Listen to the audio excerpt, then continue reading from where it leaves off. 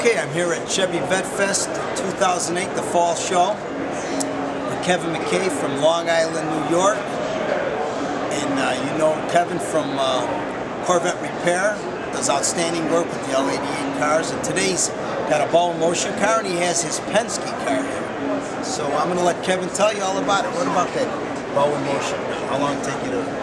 Well, actually, I'll tell you the story really. We were basically going through eBay and came up with this motion Corvette. And one of my ex-employees actually told me about a car that he did for a guy in Arkansas, an orange Baldwin Motion Phase 3 car. And it sold to the car was sold to a guy out in Arkansas and owned a Mercury dealership. So when I saw the information on the eBay, I said, wow, Arkansas, please contact Jim Tarrantson at Mercury dealership. I said, it's got to be the same car. So I contacted Jim and told me that this guy who did the car, which was a guy that used to work for me, and watched it very carefully. It was like about 4,000 hits on eBay, and we sniped it and bought the car, and I was the only bidder, which is unbelievable. So we got the car back to Long Island, took it all apart again, because basically the way the car was restored was done really for street use. Our clients really wanted an all-out combo show car and make it as accurate as we possibly can. It was on the cover of Cars magazine, September 1970 issue. So we had some photographs of the car back when, 69, 1970, and that's what we basically did. So we kind of restored it back to that concept. What's neat about that car is the only Baldwin Motion Phase 3 GT car that came with a Dodge fuel cap, which was standard back at Motion Performance. The optional cap was a Le Mans flip-up cap, which is like $6 more and change. So when we contacted Mr. Rosen and another gentleman, Mr. Marty Shore, he says, yep, Kevin. He goes, what kind of gas cap on that car? I said, well, actually, it's got a Dodge fuel cap on a Corvette. He goes, you know something? We made one of those. So it was the only one like it, which is kind of really unique. So the car still alive as a monocle orange 69 Corvette coupe. Bought it out of Baldwin Chevrolet, Long Island, New York, which has been out of business for many, many years. It's a 435 tri-power car, 4-speed, factory side-by car.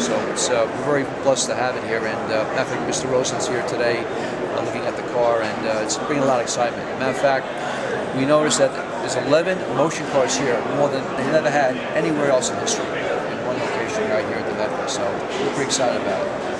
Well, what about your Penske car? That's your personal car, the blue Penske car? The Roger Penske Development LA car is a car that I've been on since 1983. I found that car at a show in New Jersey. The guy was just driving around the street. It was all customized, had flares on it, had Camaro IROC wheels on it, but it had the special cowl induction hood on it. And the guy who had the car was for sale.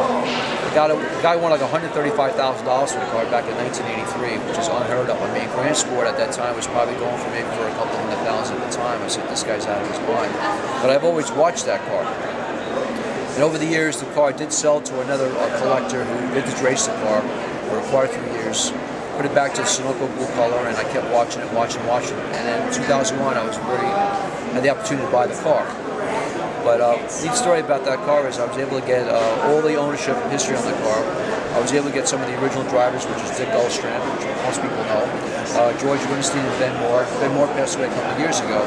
But getting these people together were really, really exciting.